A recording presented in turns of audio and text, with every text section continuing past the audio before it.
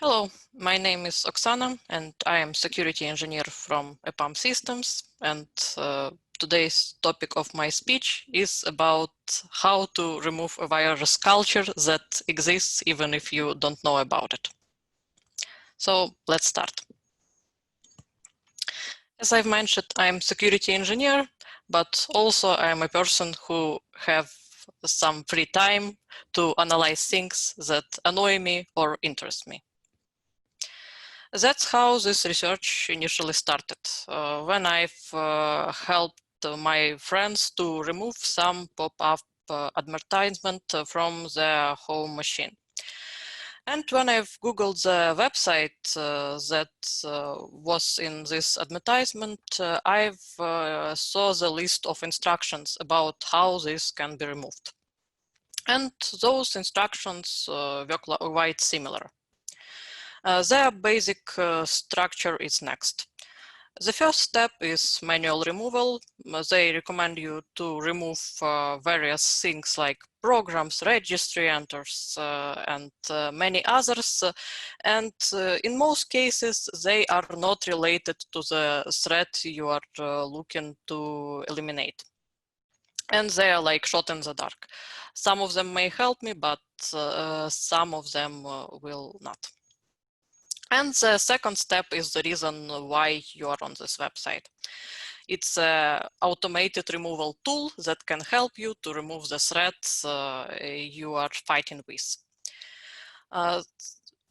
They also mention how the manual step is completely dangerous and can harm your system, and you absolutely should download this automated tool to make it easier for you. So I've decided to analyze those websites with instruction and to understand how they actually work and to understand if they actually help. At the first site, I observed some patterns. The first one is threats descriptions. Descriptions could be good. They can actually explain you something about the threat you're looking for. But on other websites, they may be completely random and just copy pasted from the common template the websites use to promote the tool. The only thing that changes constantly in this instruction is the name of a threat. And those guys are quite productive because they have around 5-7 articles about the different threats per day. And if you analyzed some cyber threats, you may understand that this should be a hard and huge work. But the key of this productivity probably are some web marketing instruments. On this screenshot, you can see the website of one of the vendors I will talk about later. The tools they recommend you to use if you want to create the website like the one that I mentioned previously. They are analyzing the current users' searches and based on those criteria, you can understand what users actually want to remove. Also, these websites may have some inconsistencies, like advertisement of a one tool and the initial download of completely other tool. And you can push as many antivirus vendors as you want. So you may have links to some different vendors and you may have some reasons to do it, about which I will talk a little bit later. Vendors from this website also may change. For example, on this screenshot, you can see the same article in last year, and in this year they promote different antivirus vendor. The next step was some basic analysis of those resources. So I've compiled a list of websites you can get when you Google how to remove several web browser threats. And I've decided to check the IP addresses. And several websites actually shared the same IP addresses. Then I've decided to revert this action and to analyze all IP addresses from the list and check how many websites they actually host. And I found some other IP addresses which host multiple websites related to the topic of virus removal. In total, I got around 40 websites from several IP addresses I've mentioned in previous slides.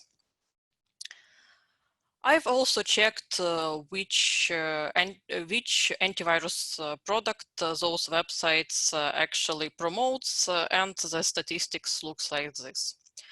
The empty and other option is for websites which don't promote any antivirus vendor for now, or don't have some related information. But not all of these websites are actually active. I've marked the websites that was active at least in 2020, but some of them quite abandoned and didn't get update in years. The next common things for this website is registrant organization of the domains. This is just a field in Whois record, and I understand that you can put everything you want there. But for me, it was just a proof that same organization and same entity actually manages all of these 40 websites and updates them continuously. Let's talk about the reasoning to do this actually. The primary reason to handle all these websites is affiliate program.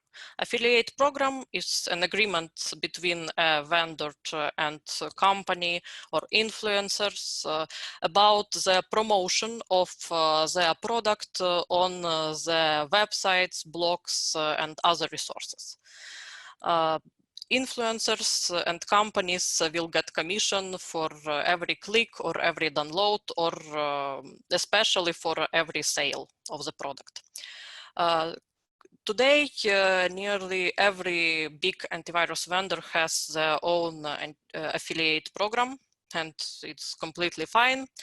Some bloggers used to put like a notice about the fact that they are having an affiliate related resource and all of their recommendations are paid, but most of them don't. Then I've decided to check what requests your browser does every time you download one of these antivirus products from previously mentioned websites. And I've got some patterns in this activity. For example, as you can see in cookie, there are mentions of 3 antivirus vendors. Same antivirus vendors you've seen on the slide with the antivirus promotion. And I need to make a quick note that Enigma is actually a company that produces Spyhunter antivirus, which was on a previous slide. So they have those 3 antivirus products in cookies on every website with every redirect.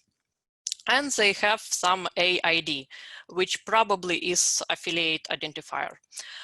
This can be proved by requests from another website related to security stronghold website, and AID there is stronghold. So this identifies the company, the blog, or the entity who initially promotes the antivirus from the resource.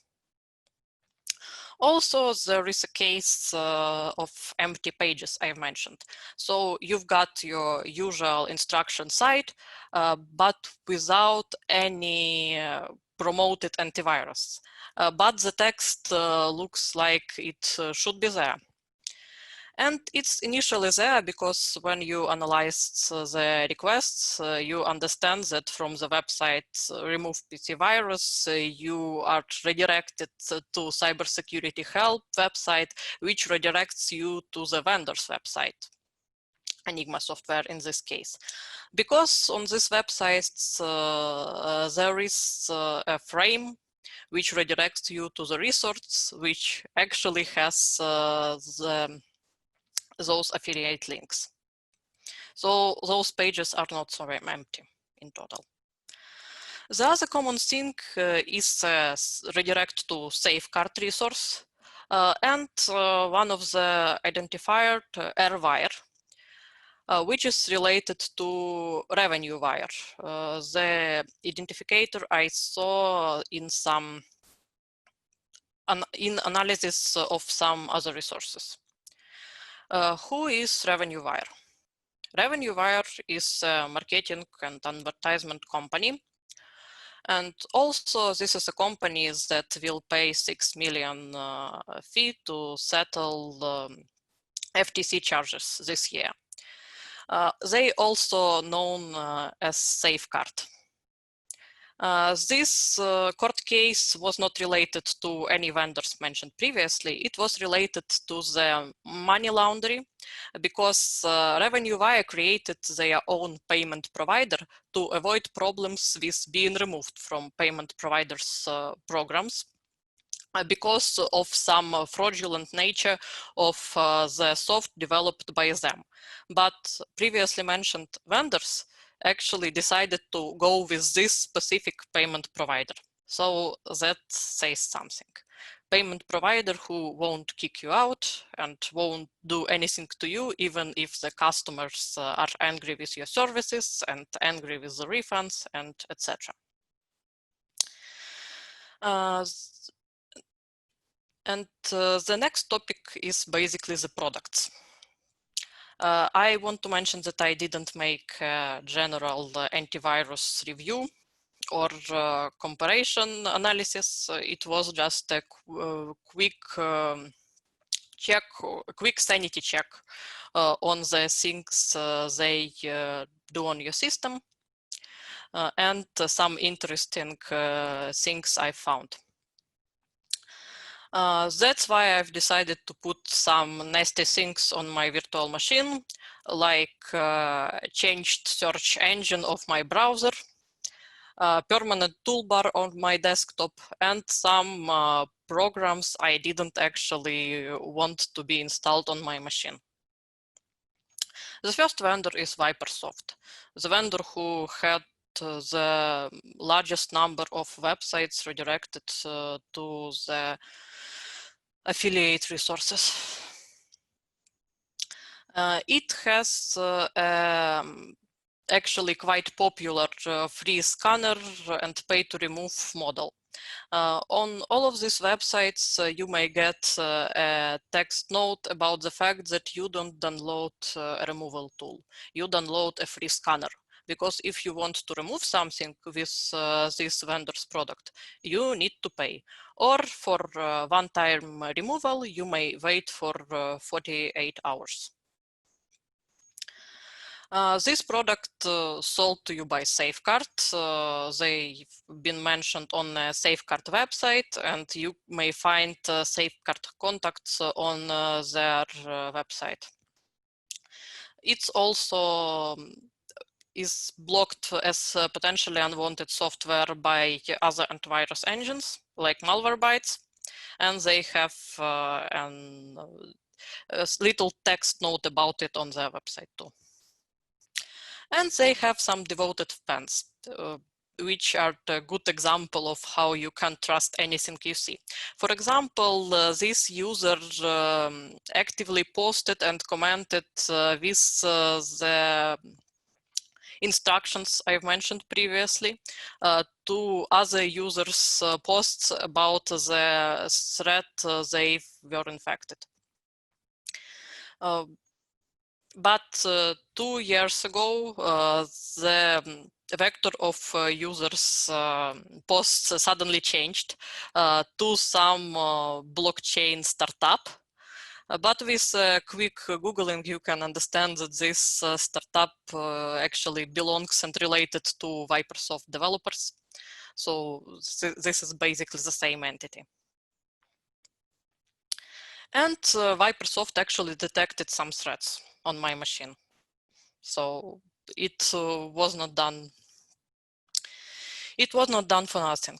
But outside the successful detections, it has some rather interesting detections. For example, the signature I couldn't find anywhere else. That, according to Vipersoft, infected one of my system files, which is a quite serious claim because other antiviruses didn't find it, because I've made around 3 different scans by Vipersoft on different machines and I still got it. Because I think that it's maybe horrible false positive on one of the Windows system files, or something that will be triggered on any machine, because I didn't get any clean scans from Vipersoft. I've always got 2 detections with this specific signature and another one with DuckDuckGo, which currently is pre-installed in any Mozilla installation. So you won't get a clean machine with Vipersoft in any case. The next vendor is Reimage. Reimage don't have a free trial, it's directly pay to remove, and you may also pay for one-time removal even. So after one scan, you will do one removal and nothing else. Some of their websites require update because currently they are redirecting to Vipersoft download link. And Reimage PC repair didn't find anything wrong with my workstation. It's only detected some stability issues related to the program that was removed during the scan.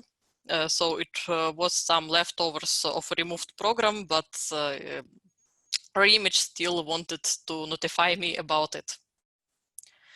And also it did some interesting examples of discovery techniques, like checking through my Mozilla cookies to identify the exact campaign they used, checking of if any proxy servers or VPN clients or network sniffers are executed, and getting my IP information, which is basically fine, but looks interesting in the context of the software. Also, you can find some slight relations to other vendors, as Reimage will check if Ray-Avira executable file, which actually belongs to Reimage, because Ray stands for Reimage here, and AV updater, which is actually Avira file back from 2018. Currently, this file in fresh installations of Avira, currently this file has another signature, but for antivirus vendors, it's okay to buy each other's engines for scans, but I still find it interesting in the case of Reimage.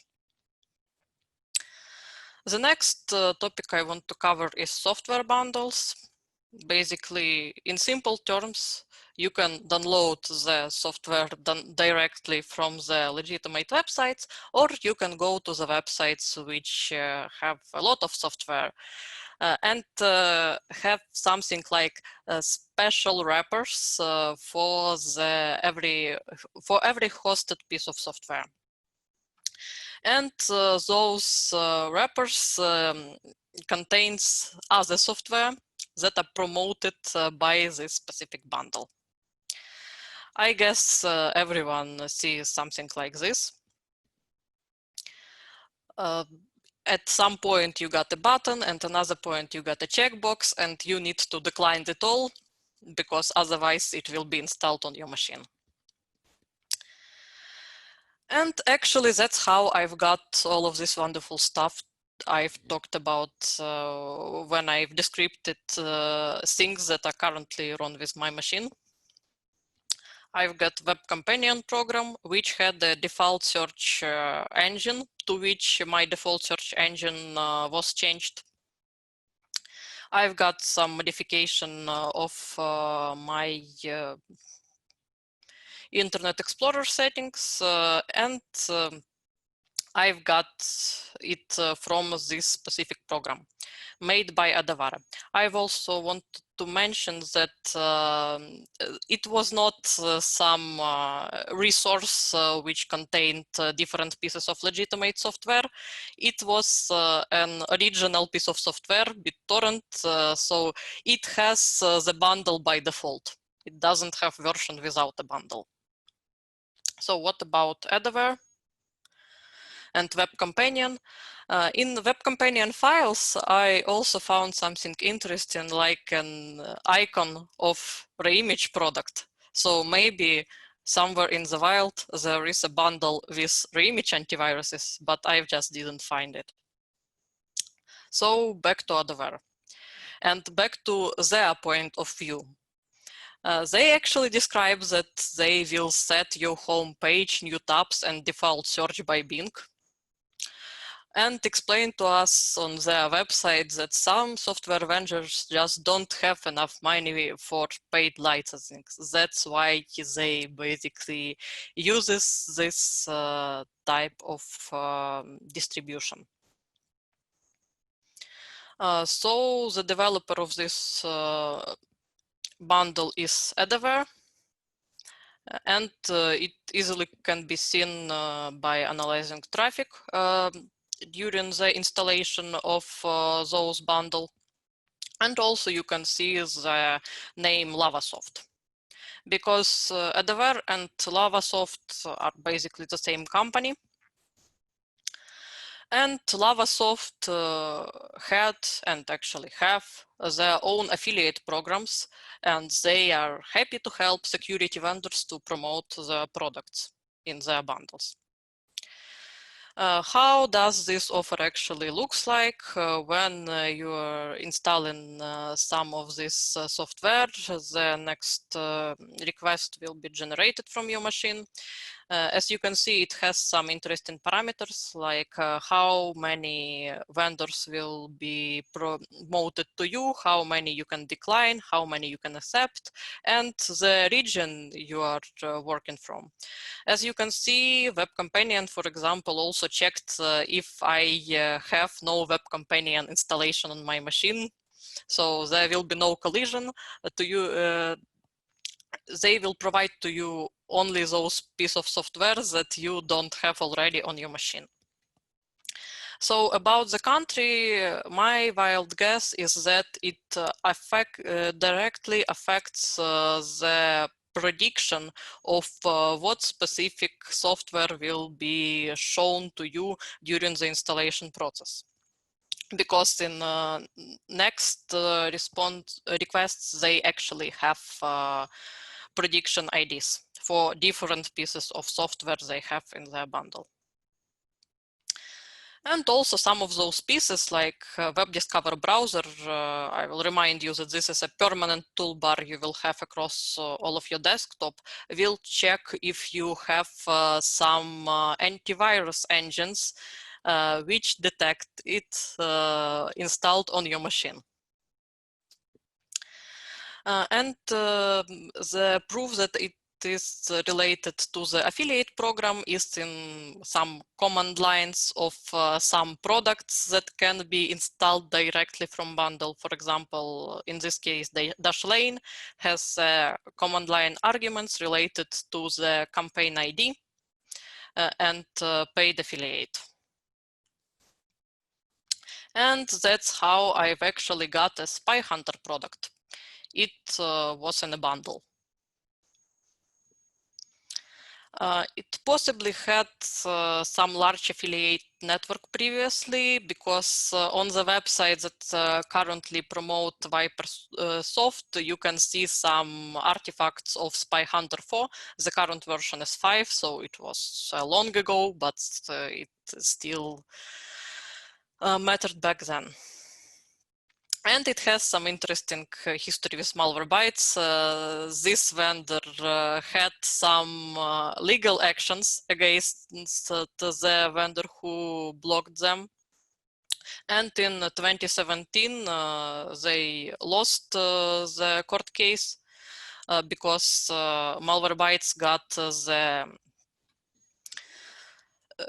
the reason to block every piece of content they find objectionable.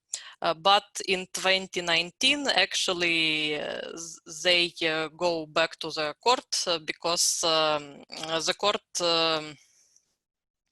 found this like piece of the law that previously defended Malwarebytes unapplicable to the situations where the vendors are competitors, because it will be too easy to block all your competitors and have the law that will cover you up. It also has the trial version, one-time trial version after the 48 hours, and also brought to you by Safeguard.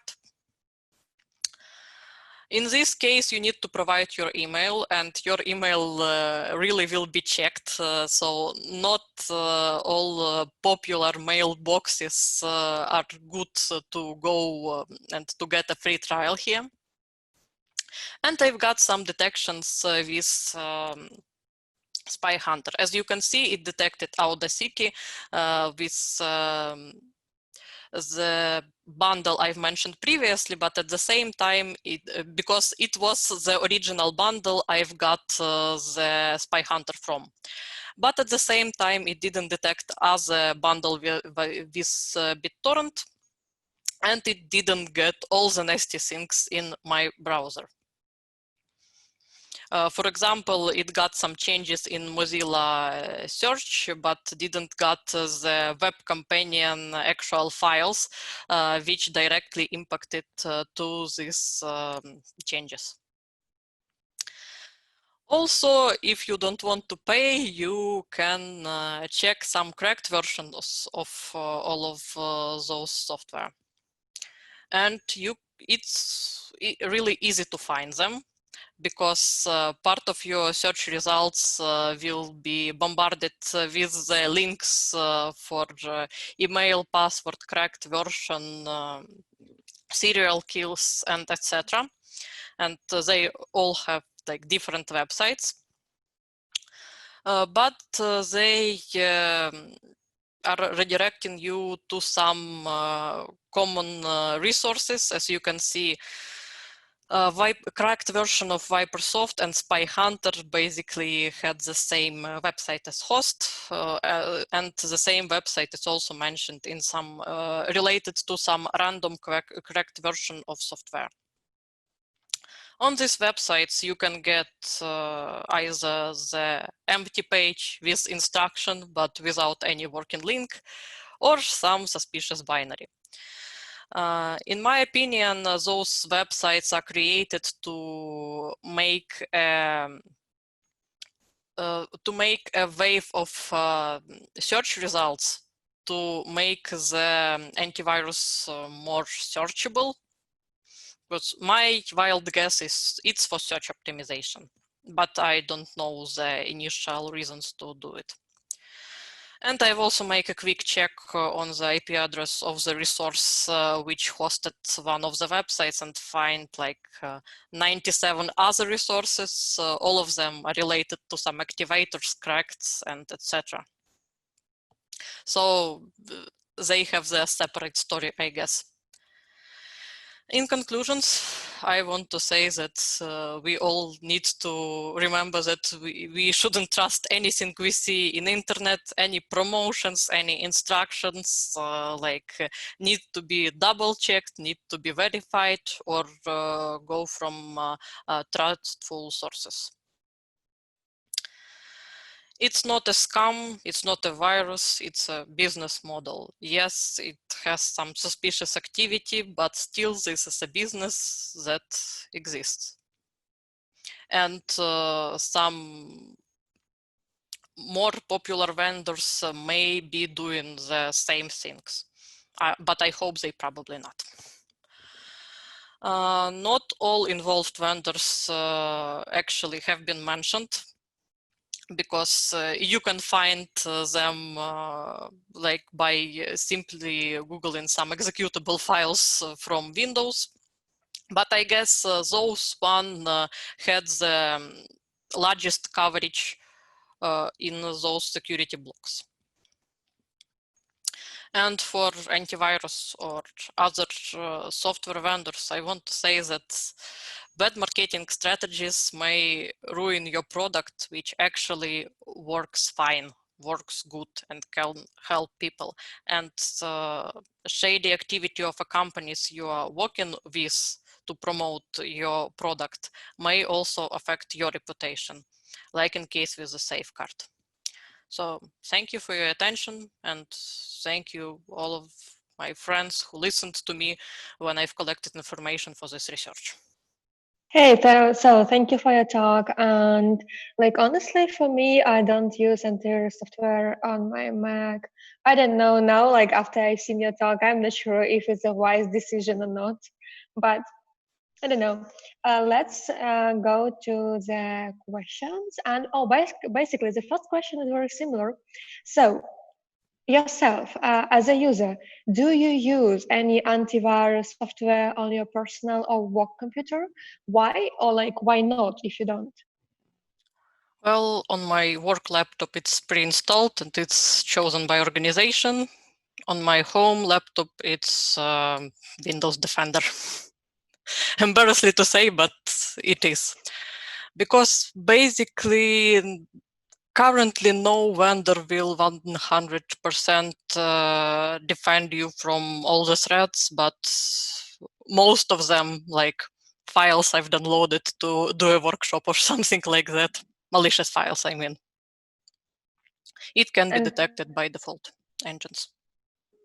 so you're like, you can say that you like when you have antivirus software on your like, computer because it will save you from some at least some threats, right? Yep, but in many cases, only manual detection and manual like analyzing of what settings has been changed can help you to detect and remove something that bothers you. Yeah, that's true. That's true. Okay, thank you. The next question we have, this is a really nice one, like from business perspective. So imagine that you are head of antivirus software company, right? How you would structure your business, antivirus software, to generate more profits?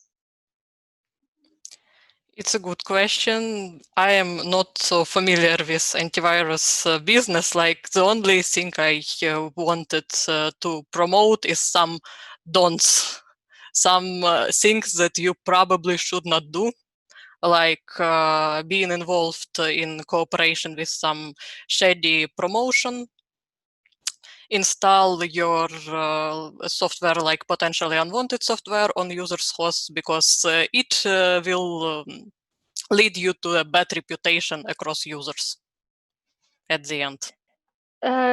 So like if you are head of antivirus software, you would care about reputation of your antivirus software, like of your company. Probably, and put more struggles into like engine development.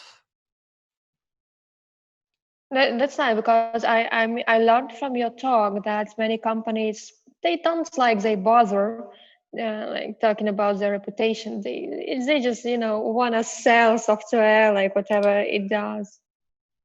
Probably not, but they just will use any platform for promotion they can use. They won't bother about the reputation of this platform, about other vendors and products promoted there,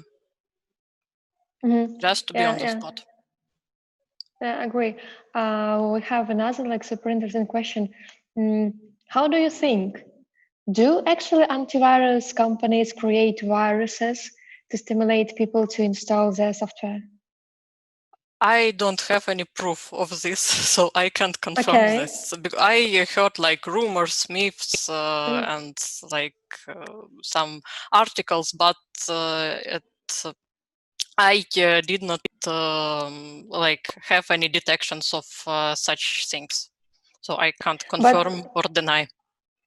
okay, but from your like personal from your personal perspective, personally, would you like say yeah, probably, or no, not likely?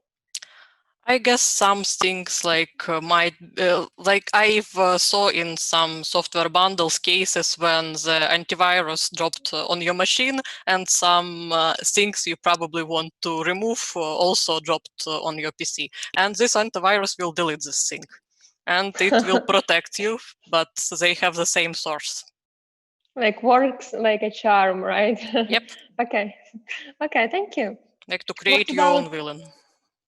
yeah, because sometimes this is how you can like stimulate people to use the software to show the problem, even if you need to create a problem.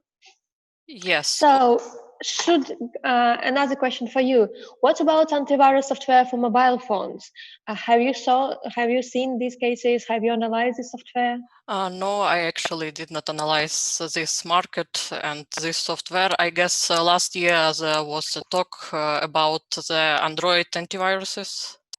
Yeah. We had this talk on last year NoNameCon, yeah. So it may provide some questions because some of these antiviruses, as I remember, require some really obscure permissions to your Yeah, like root phone. permissions. Yeah. That's basically great. Thank you. We'll try to find this talk and send the link for it. Well, it should be somewhere in the NoNameCon YouTube channel. Okay, great. How do you think should governments ban antivirus software as suspicious software? Depends on software probably and what data it collects, because like every software may collect the amount of data you just don't know about.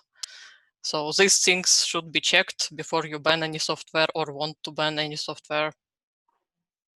But you are not against like governments banning the software. I guess I am against because Okay, for now I didn't know of any cases that are like so. No, I actually can remember one. It's Kaspersky. I guess they had some government-related issues few years ago. Well, in these yeah, I cases, have the yes, when rumors. you can prove that they actually collect some data from your machine, and this may actually put in danger the government secrets. Yeah, I agree. Because if you think about it on a large scale, governmental like employees and many government companies, they also use this kind of software. So, and we do have a question from Sergey actually, who wanted to share his personal story. Yep, it's my short story. First, thank you for your speech. And my question story is: every time when I came my hometown, my mom asked me to fix computer because it became too slow and it's something not work. And I realized that first thing I do is I am removing some antivirus because it changed the homepage, it changed the default search engine. It's meet all browser and have a lot of rights on computer. So what do you think for such inexperienced user as like a teacher in school? Maybe it's better to not install any antivirus at all? Like but you should have a person a technical person who could help them to remove it manually if you don't want to rely on any antivirus vendors. But I guess some vendors actually provide the software that can become the first line of defense for such users. But in general, all the products I've talked about is delivered to such users. They are not oriented to technical people or to big organizations. They are oriented on people who may miss the decline button or checkbox or just will install everything the first link in Google will provide to them. It's good to have at least Windows Defender enabled, and maybe some other close to legit vendor installed to protect from some small bad things, let's say, like that. Thank you. Thank you. These were honestly all the questions we gathered from people. Thank you for your talk. It was very interesting to learn new, like normal and shady, let's put it this way, shady techniques of antivirus software companies. And one last question from me. Do you think you will continue this research on antivirus software? Should we expect a new talk next year at NoNameCon? Maybe not a new talk, but maybe a research, but I need some time to rest from my antiviruses because it was intense. Installation, checked, revoking of virtual machines. I need to rest. And then Sounds continue. like a good plan. Sounds like a good plan. Thank you. So thank you a lot for Thank your you for your talk. attention. Thank you for the platform.